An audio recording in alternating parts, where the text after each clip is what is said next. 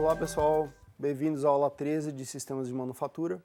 Nessa aula a gente vai ver sobre o sistema Toyota de produção, ou também conhecido como manufatura enxuta.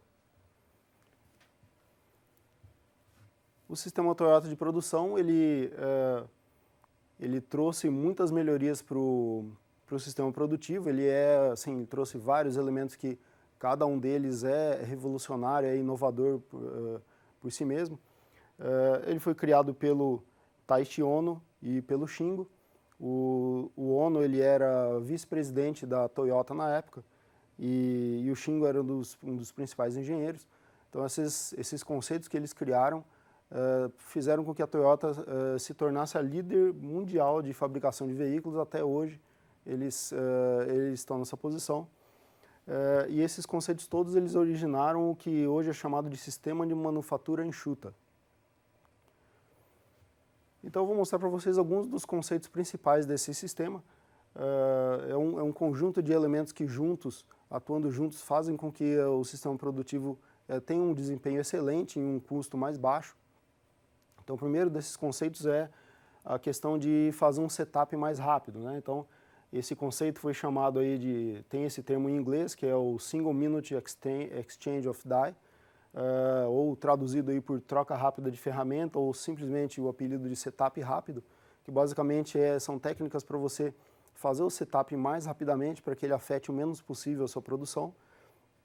E tem uma série de conceitos que eles usam para isso, mas basicamente eles dividem o setup em duas partes, né? Um setup interno e o setup externo. O setup interno é considerado aquele tempo que você precisa realmente parar o equipamento para fazer o setup, e o setup externo são todas as atividades periféricas que você faz sem parar a máquina, né? Então um exemplo disso é setup interno, aquele exemplo que eu usei para vocês na aula de setup da furadeira, de trocar a broca da furadeira. Para trocar a broca você realmente tem que parar a furadeira e trocar a broca, né? Mais um exemplo de setup externo nesse caso é que a broca que você vai trocar pode estar no almoxarifado, você tem que ir lá buscar a broca para poder fazer a troca. Então, se você fizer isso enquanto a máquina está funcionando, você está ganhando esse tempo, né? Você não vai esperar a máquina parar para depois ir lá no almoxarifado e trazer a broca aqui para fazer a troca. Então, quando a máquina parar, a broca já tem que estar ali do lado, você só faz a operação e troca essa peça. Então, a ideia é diminuir esses dois tempos de setup. O setup interno você eventualmente tem que projetar uma máquina que seja capaz de trocar mais rápido essa broca, né, no nosso exemplo. E o setup externo você otimizar todas as tarefas em torno disso para que no momento do setup tudo esteja pronto para que ele seja feito sem nenhuma interferência. Um outro conceito é o que é chamado de Poukayoki, que a tradução em japonês seria algo como a prova de erros ou prevenção de erros, né? A ideia é evitar que você tenha problemas e você deixe esses problemas ou defeitos seguirem adiante, né? Você detectar, evitar e corrigir esses problemas no momento em que eles acontecem. Então aqui tem um exemplo que foi retirado da literatura, um exemplo de um caso real, de uma montagem de botões em um painel, né? Uma das etapas de produção era montar o botão, que constituía em colocar duas molas em um botão. Então o operador ele tinha que pegar um botão, colocar essas duas molas e essa peça seguir adiante para mais para frente ser colocada no painel. E um problema que frequentemente acontecia é que o operador ele esquecia de colocar uma dessas molas e quando o botão chegava lá na frente ele não podia ser colocado no painel porque tinha esse defeito e tinha que esperar um outro botão, e, enfim, isso interferia na produção.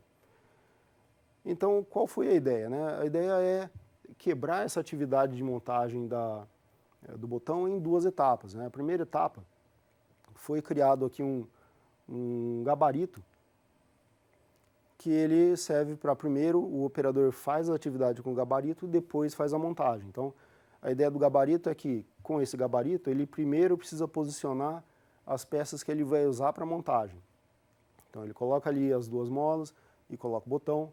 Quando o gabarito está com todas as peças que ele precisa, aí sim ele vai fazer essa montagem, posicionando uma peça de cada vez, e aí você tem o botão montado.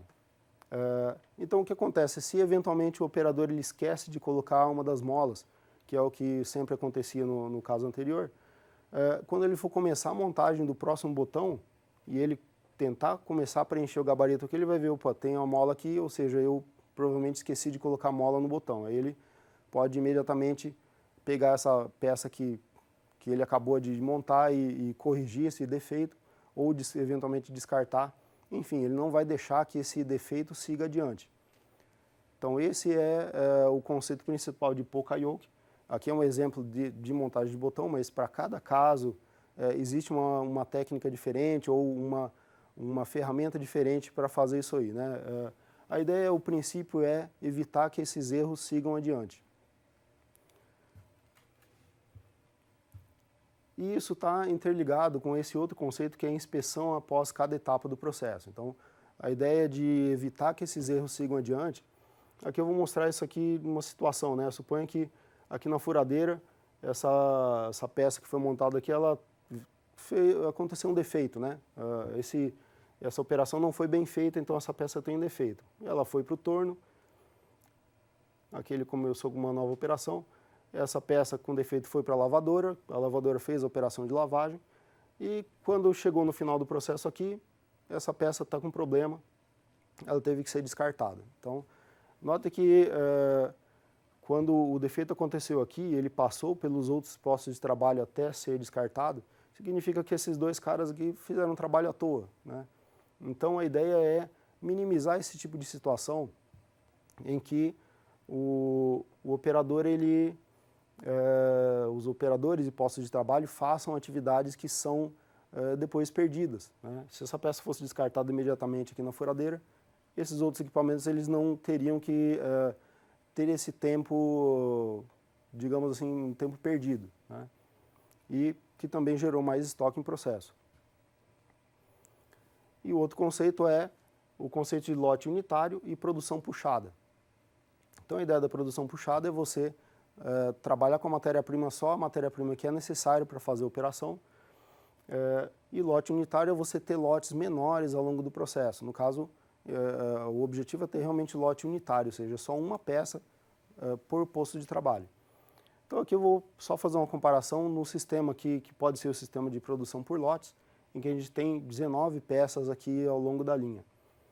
E comparando aqui nesse caso, suponha que cada matéria-prima dessa custe $100. Então, significa que a empresa, para ela manter isso aqui funcionando, em algum momento ela teve que despender esse investimento de $1.900 para ter todas essas peças ou matérias-primas presentes na sua linha. Se você tem uma situação que eu tenho só 3 peças nesse momento na linha, você tem um custo aí que a gente pode chamar aí de capital de giro, bem menor para essa situação. Você tem aqui só 3 peças, são só $300. O que isso significa para a empresa? Significa que ela tem aí, comparando esses casos aqui, mais de $1.000 que ela poderia estar fazendo qualquer outra coisa, poderia estar investindo em uma outra linha de produção, poderia estar no banco rendendo juros.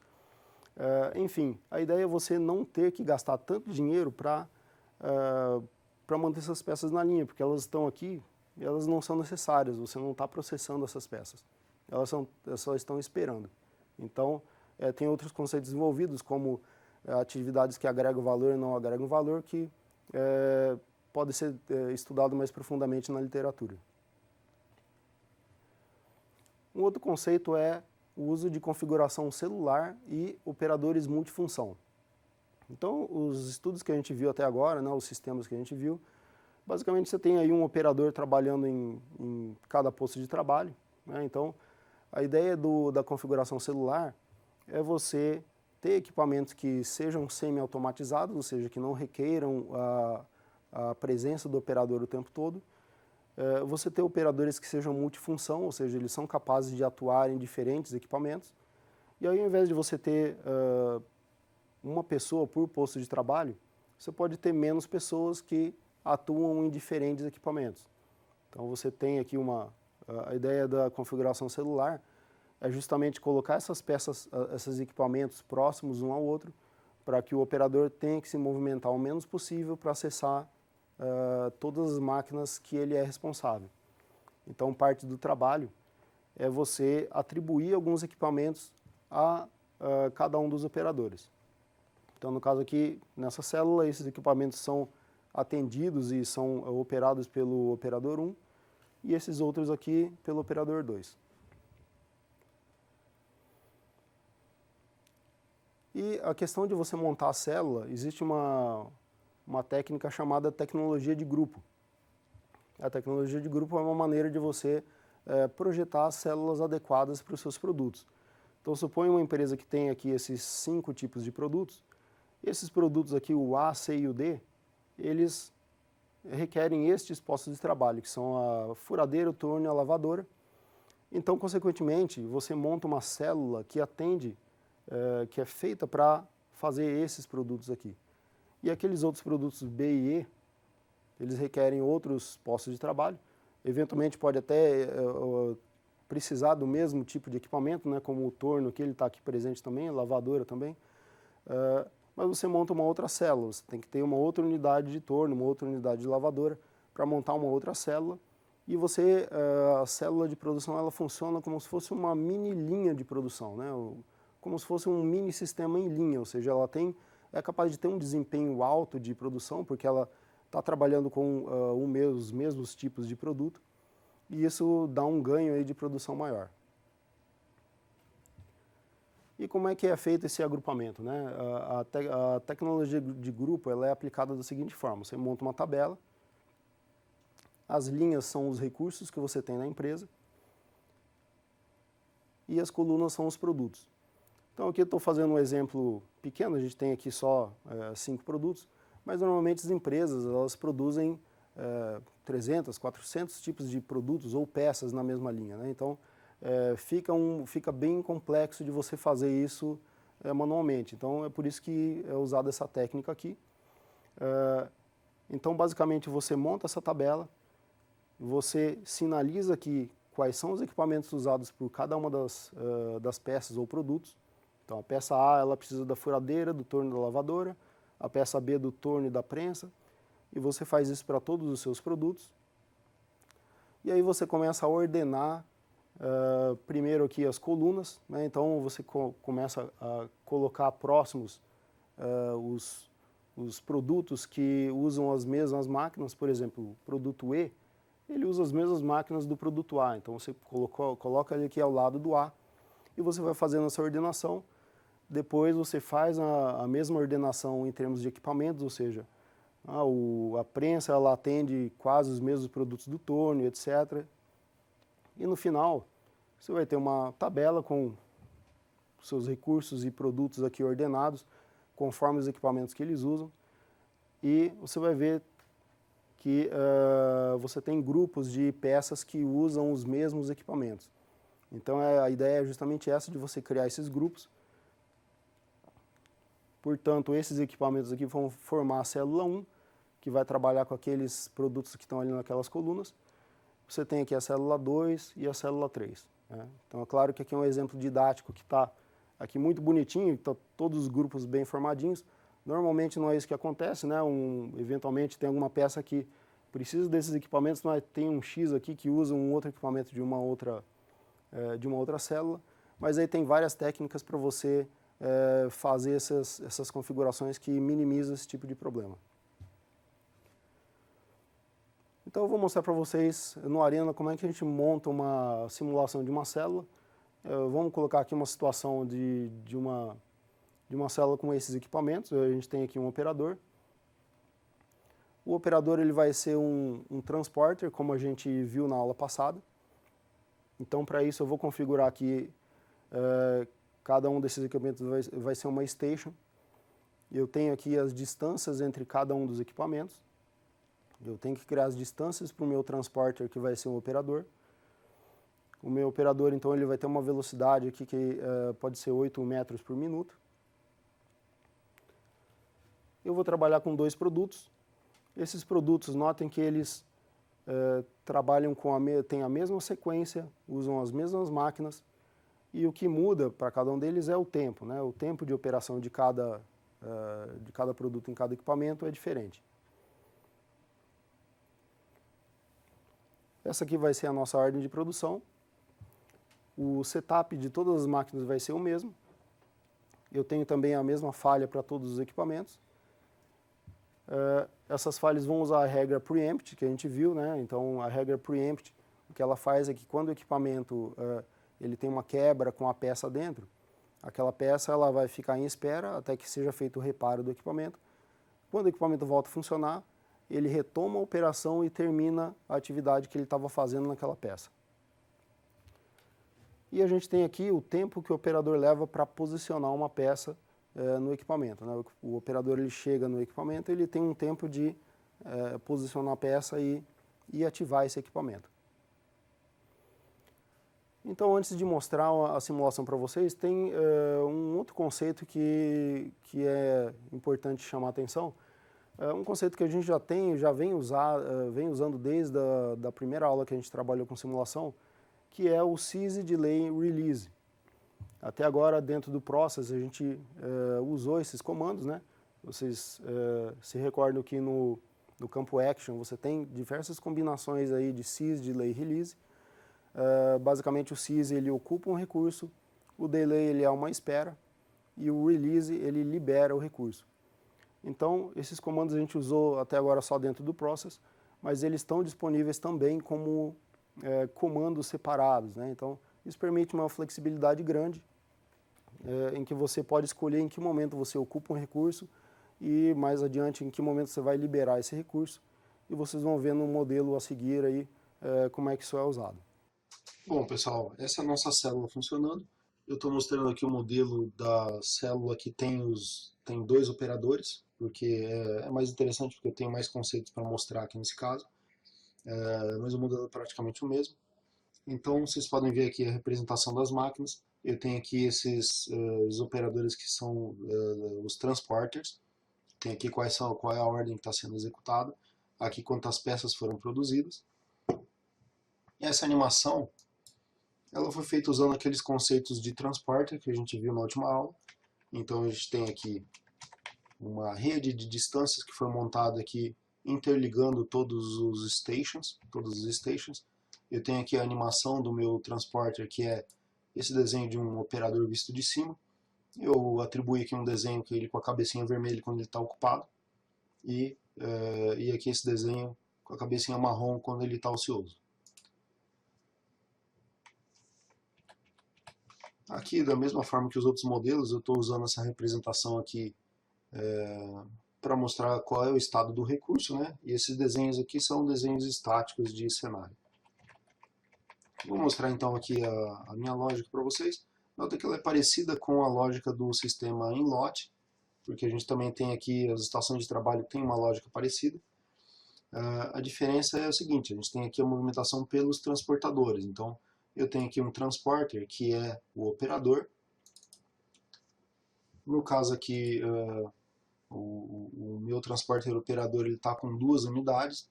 Então, aqui da mesma forma que o recurso, você pode colocar uma capacidade no transporter. Aqui, se você aumenta a capacidade, basicamente você está colocando mais um transporter no sistema. Então, se aqui fosse um, eu só teria uma pessoa. Como eu coloquei 2, eu tenho então 2 transporters operador. Tem 2 operadores, né? E a velocidade aqui eu decidi, nesse caso aqui, para exemplificar para vocês, usar como unidade de distância o centímetro. Então, ele está aqui com a velocidade de 800 centímetros por minuto. E aqui, se a gente olhar o módulo distance, eu tenho que as minhas distâncias estão todas especificadas aqui. Então, note que isso aqui é necessário para você simular o transporter, né? Todas as distâncias, né? Distâncias entre estações que vão ser percorridas têm que estar relacionadas aqui. Aqui as distâncias estão em centímetros. Então todas as combinações possíveis estão aqui. Você não precisa... ele trabalha bidirecional, né? Então se você coloca do torno para a furadeira, não precisa colocar uma outra distância da furadeira para o torno, porque ele já automaticamente trabalha com isso. A estrutura de execução de ordens é aquela mesma que a gente já viu. Eu só estou introduzindo aqui uma novidade, que é a questão da produção puxada, né? No caso da manufatura enxuta, ele só puxa uma nova matéria-prima quando existe a necessidade, ou seja, ele vai puxando essas matérias-primas, as peças para dentro do sistema. Para isso funcionar aqui, eu vou usar exatamente aqueles comandos do sys delay release que eu mostrei para vocês, né? Aqui a gente usa aqui de diferentes maneiras para controlar esse fluxo das entidades. E aqui eu estou fazendo o seguinte, nesse loop de criação das peças que vão entrar no sistema, eu coloquei aqui um módulo sys. Esse módulo sys está ocupando um recurso que eu chamei recurso de espera. Então, isso é uma técnica usada na simulação que é usar recursos que não têm uma função, uma representação física no sistema. Não existe um recurso de espera no sistema, ele só tem uma função lógica. Então aqui, nesse caso, ele é um recurso de capacidade 1, e a função dele vai ser simplesmente segurar as entidades aqui nesse loop. Então como é que ele vai funcionar? Aqui a entidade chega aqui, ele cria a primeira peça, essa primeira peça está entrando aqui no sistema, está vindo aqui para o torno, né, que é o primeiro posto, e uma cópia dela segue aqui e ocupa esse recurso. Então o recurso ele começa ocioso, ele está sendo ocupado, ou seja, ele tem capacidade de 1, então ele só pode ser ocupado por uma entidade. Essa entidade ela vai seguir aqui, vai girar no loop aqui, porque eu ainda tenho que criar mais peças, né? Quando ela vem aqui pela segunda vez e cria mais uma peça, a segunda peça entra no sistema, e aqui ao invés dela girar novamente, ela vai chegar aqui no sys e o sys vai estar ocupado, né? Esse recurso ele acabou de ser ocupado, então a entidade não consegue passar novamente aqui e ela fica aqui presa na fila. E aí qual é o truque para a gente controlar essa entidade, né? Eu tenho aqui mais adiante um módulo release, né? Então essa entidade, aquela peça que entrou no sistema, eu tenho aqui, ela passa por um record, então a primeira coisa que eu faço é contar quantas matérias-primas foram recebidas. Eu tenho aqui um record com esse nome, né? Matéria-prima recebida. Aqui tem as configurações de tipo e desenho que vocês já viram, né? Eu tenho aqui um índice de sequência que vai me informar qual é a sequência dessa peça dentro do sistema. Ela chegou no torno, então a primeira coisa que ela faz aqui é chamar o operador, né? Porque eu preciso do operador para colocar a peça dentro da máquina, né? Ela não entra automaticamente dentro da máquina, eu chamo o operador, e a primeira coisa que eu faço com o operador aqui, ó, veja que eu tenho um módulo delay. Note que eu estou usando aqui aliás, aqui eu estou usando um process, mas funcionando como delay, né? Então note que eu mostrei para vocês que existe o módulo delay sozinho. Vocês podem usar um process como delay ou só o delay. Aqui eu tenho o tempo de o operador posicionar a peça na máquina. Logo em seguida eu estou liberando o operador.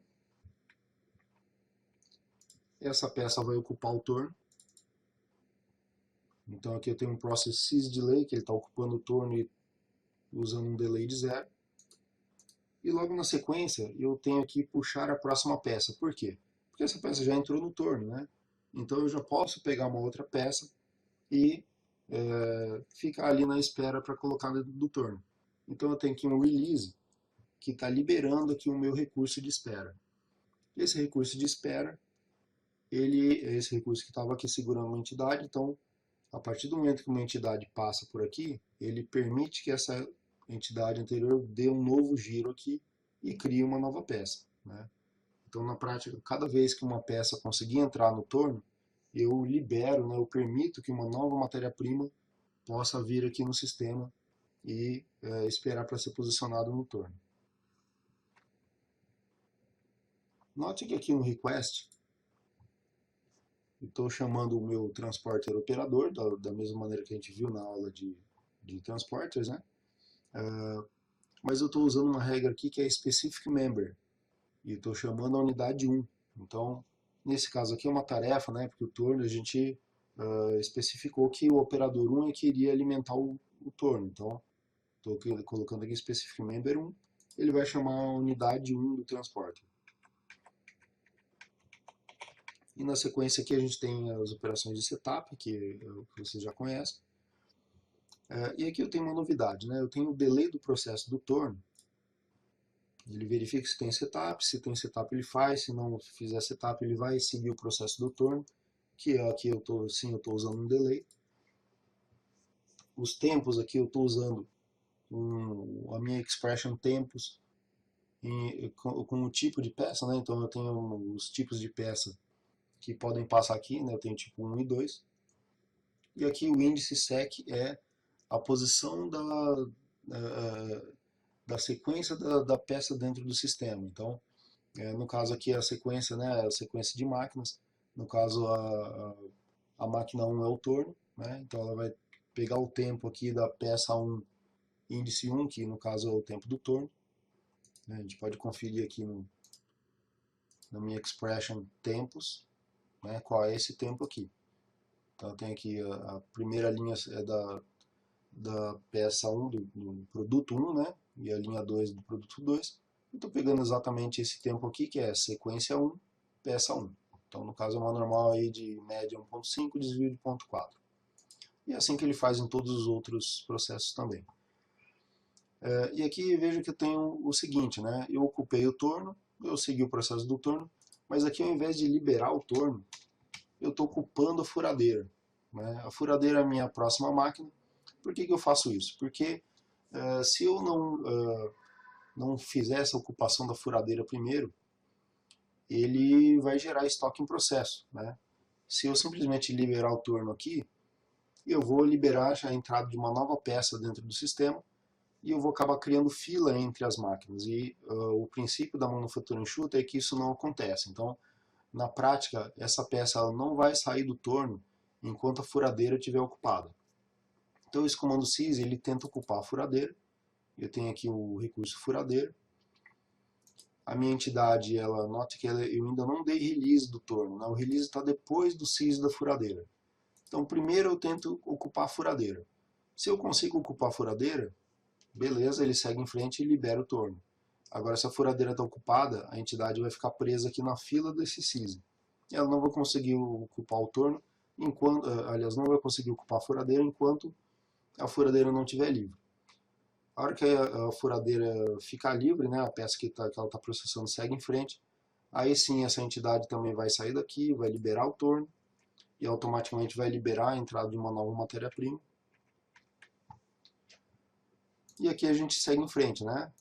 Seguir em frente aqui no caso é incrementar essa sequência, ou seja, o índice sec que estava valendo 1, né, que era o torno, agora ele vale 2, que no caso o 2 é a furadeira, o tempo da furadeira.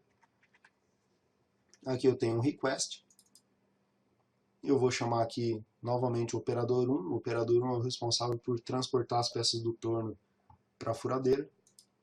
E eu tenho aqui o transporte para a furadeira. PlayStation furadeira.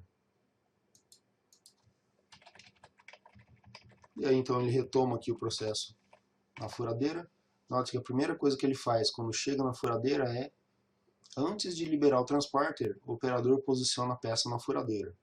Então é importante você não liberar o transporter antes de fazer esse processo, porque o meu transporter é o operador. Então esse tempo de processo aqui ele é feito pelo meu transporter, né? Então ele tem que ser contado como ocupado enquanto esse tempo está correndo. Depois que ele executa essa atividade de posicionar a peça, aí sim eu libero esse operador. E aqui a peça segue um processo exatamente igual ao que a gente viu ali em cima no torno. Né? Ele tem o processo da furadeira, e aqui ele tenta ocupar a prensa antes de liberar a furadeira. Se ele teve sucesso em ocupar a prensa, aí sim ele libera a furadeira, segue em frente.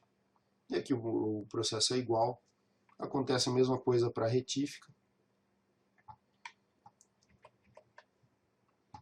Aliás, a prensa e depois a retífica, depois a lavadora. O último processo, então, é o da lavadora. Ele simplesmente libera a lavadora.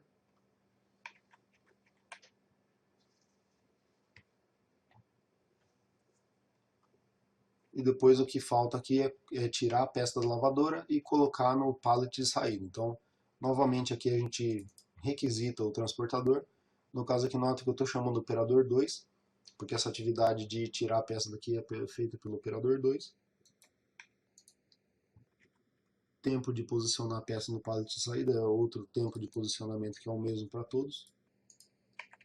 Aqui libera o transportador.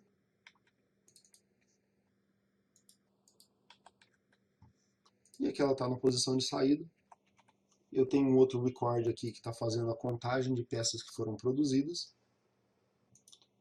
E aqui Para eu saber quando é que eu conto o tempo de fabricação total, eu verifico se esse contador de peças produzidas é igual ao contador de matérias-primas recebidas, né?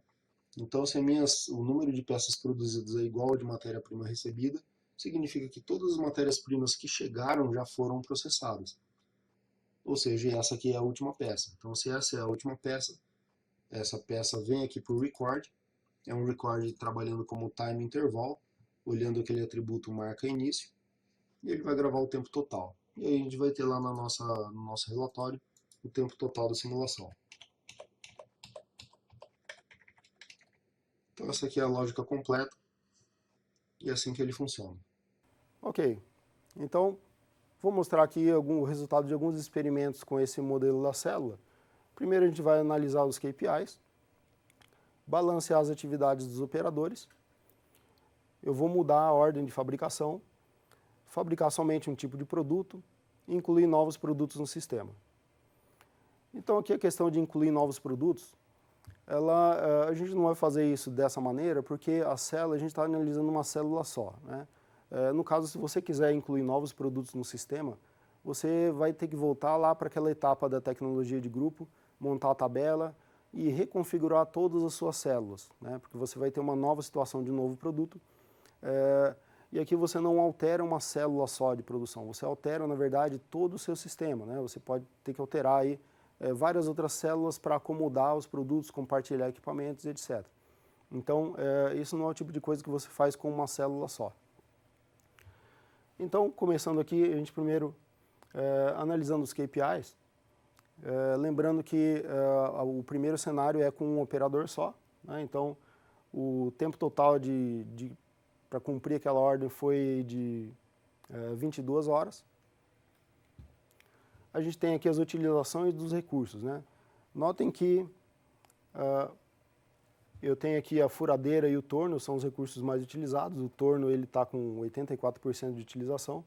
A gente tem um recurso aqui que é o recurso de espera, que apesar de ele ser um recurso, ele não é um equipamento do meu sistema, né? Ele é um recurso que está sendo usado, na minha lógica, uma estratégia de controle de fluxo das peças dentro do modelo. Então, vocês podem desconsiderar esse recurso aqui. A utilização dele ela não tem um significado para o sistema, né? Ele tem um significado só em termos de código do modelo. A utilização do transportador, né? Então, lembrando que a gente tem que ativar as estatísticas do transporter. Notem que ele está com 86% de utilização, que é uma utilização alta, né? Esse operador ele não tem tempo de fazer nada, nem de eventualmente ir no banheiro, está muito demandado mesmo. E a gente tem um estoque em processo de, em média, 6,7 peças, né? Então, notem que é praticamente a mesma quantidade de equipamentos que a gente tem no sistema, né? Que é a questão do lote único. Então, a ideia aqui, você pode ter algumas peças a mais, eventualmente, que estão esperando para entrar no sistema, mas essa é uma característica principal do sistema Toyota ou manufatura enxuta, que é ter um baixo estoque em processo, é por isso que é chamado de enxuta, que ela tem um baixo estoque em processo. Então, vamos fazer um novo experimento que é balancear os operadores, né? A gente viu que o operador está com uma utilização de 80%, né? Então, vamos colocar mais um operador aqui e eu vou dividir as atividades. O operador 1 ele vai trabalhar nessas primeiras 3 máquinas aqui e o 2 ele vai fazer as operações nessas últimas 2 máquinas. Os novos resultados que a gente tem. O original estava com um tempo de 22 horas, a gente reduziu o tempo de fabricação para 17 horas.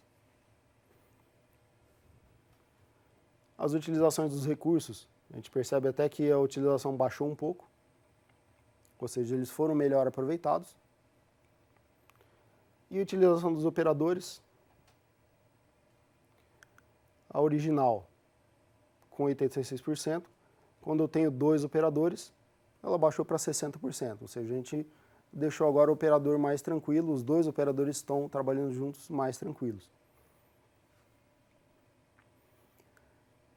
E fazendo experimentos alterando o estoque em processo, a ordem de produção, né? Então, testando esses novos cenários aqui, a gente vai ter diferentes tempos totais de fabricação que são afetados pelo setup, que acontecem em momentos diferentes. Então a gente altera aí esse tempo total da fabricação. Ou seja, o sistema ele é afetado pelo setup. Se a gente quiser minimizar o setup, eu posso fazer um experimento aqui em que eu tenho somente um produto, então eu não tenho setup. Nesse caso aqui a gente tem uma utilização aqui que é semelhante à que a gente teve anteriormente, a gente tem o mesmo volume de produção, mas a gente não teve setup.